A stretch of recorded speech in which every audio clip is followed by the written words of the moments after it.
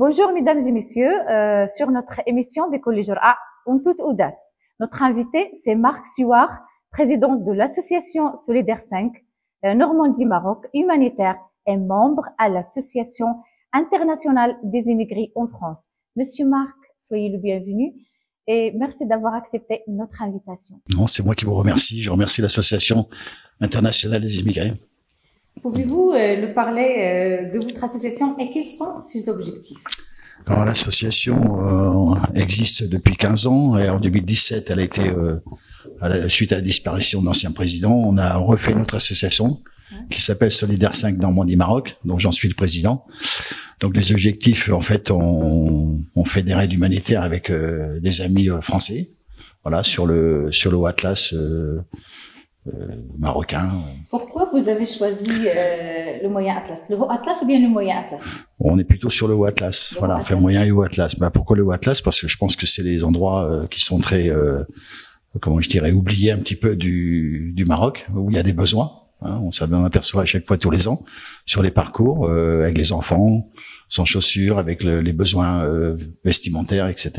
Quel projet avez-vous entrepris au nom de l'association Solidaire 5? Alors, en fait, quand on démarre l'association humanitaire sur le Maroc, on commence avec des petits projets. Voilà. Et souvent, en fait, Tu peux nous donner un exemple? À chaque fois, tous les ans, on grossit les projets, puisqu'on a fini, entre autres avant Covid et après Covid, la fameuse école en construction qui est sur Zaïda, à Aïd Mouli. Voilà, avec d'autres associations. Et on a participé financièrement avec toutes les équipes françaises, tous les couples français qui viennent sur des raids avec moi. Ah donc c'est bien. Monsieur Marc, vous avez été parmi ceux qui ont suivi le séisme de l'Haouz. Aujourd'hui, vous êtes là pour prendre des contacts, pour soutenir les sinistrés. En tant qu'association française, qu'est-ce que vous comptez faire comme projet? Disons que on a un petit peu, moi j'ai suivi ça bien sûr de près par rapport à l'amour du Maroc et par rapport à tout ce qui s'est passé sur le Maroc suite à ce séisme. Donc on envisage de prendre des contacts avec sur les endroits du séisme, les autorités, etc. pour éventuellement avancer sur un projet humanitaire au sein de l'association. On n'a pas encore défini exactement le but, puisque c'est après ces contacts-là qu'on fera au mois de novembre, après le raid qu'on va effectuer au mois d'octobre. On va se rendre sur le site, rencontrer toutes les autorités et prendre les contacts pour construire un projet là-bas sur une longue durée. Oui, Inch'Allah.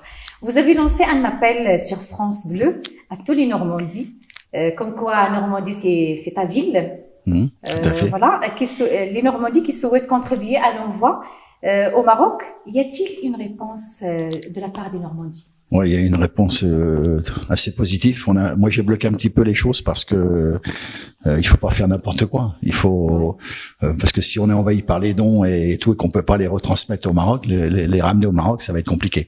Donc moi, j'ai bloqué un petit peu la situation pour là-bas. Je voulais avoir avant un peu la situation ici. Mais effectivement, il y a moi j'ai reçu beaucoup d'appels. J'étais reçu surtout de la presse, les presses régionales là-bas. J'étais reçu à France 3, France Bleu. Voilà, j'étais reçu aussi par les autorités locales de ma ville, voilà, où eux, ils veulent être partenaires sur un projet, mais un projet sur du long terme. C'est-à-dire que on verra quand on ira sur les sites. Moi, je connais bien cette région-là puisque j'ai travaillé pendant quelques années. Et donc, dès qu'on aura défini un endroit, un village, une famille, on essaiera de construire un projet avec eux pour le suivre sur une longue durée avec les raiders qui arrivent. Vous y allez sur les lieux pour voir et pour faire des partenaires, les associations aussi, l'autorité locale, Al-Haouz, Inch'Allah. C'est l'objectif, c'est le but. Sachant qu'au Maroc, de toute façon, on peut pas faire n'importe quoi. Il faut être en contact avec les caïds, les autorités, les associations et bien définir. Moi, je définis toujours des projets sur le Maroc quand, voilà, que ça soit pour l'école Zaïda, ça a été la même chose. Ces projets qui ont été construits avec les locaux et voilà. Quel élan de solidarité, environ 800 km de convoi. C'est une phrase publiée sur ton mur sur Facebook. Donc, comment vous voyez la solidarité du peuple marocain? Moi, je suis jamais surpris par la solidarité marocaine, connaissant le pays de très longues années. J'étais un peu surpris quand même je dirais, des kilomètres de convois qui ont été faits pour aider au niveau humanitaire. Par contre, la solidarité marocaine, la résilience des gens marocains, c'est des choses que je connais très bien et je sais ce que vous pouvez faire pour voilà, quand vous êtes confronté à ce genre de difficultés. Voilà, là c'est le séisme, le tremblement de terre. Mais oui, ça a été impressionnant de voir 800 km de convois et d'autres qui ont été faits un peu partout. Voilà, juste un petit rajout qu'on fait, c'est que Solidaire 5 sera présent au Maroc du 23 au 2 novembre avec un parcours déjà humanitaire qui était prévu avant le 6. Donc on change rien sur l'humanitaire puisque le parcours, on ira sur Merzouga et toute cette région-là. On fera du dépôt humanitaire sur le Atlas avec mon guide et mes raiders de France, mes couples qui viennent de France. Voilà. Et donc, on fera ce raid-là qui était prévu au mois d'octobre. Et puis après, on enclenchera au mois de novembre sur, comme j'ai dit tout à l'heure, sur le séisme à Marrakech. Voilà. Merci encore. Monsieur Marc, que pensez-vous de déclaration de Monsieur Macron? Alors, pour moi, c'est un peu compliqué de parler parce qu'en tant que président d'association, on essaie de jamais ramener la politique aux associations, voilà. Donc, moi, je vais pas faire de commentaires forcément sur ce que Monsieur Macron a dit, même si parfois ça manque de diplomatie, etc. Mais je pense que le peuple marocain, vous êtes assez souverain, assez, comme j'ai dit tout à l'heure, résilient, et vous avez quand même une réponse de vos propres moyens pour voilà, pour être solidaire de vos catastrophes. Voilà. Donc je dirais le pays marocain est souverain et le roi fait appel à ce qu'il a souhaité dans ses besoins. Ouais.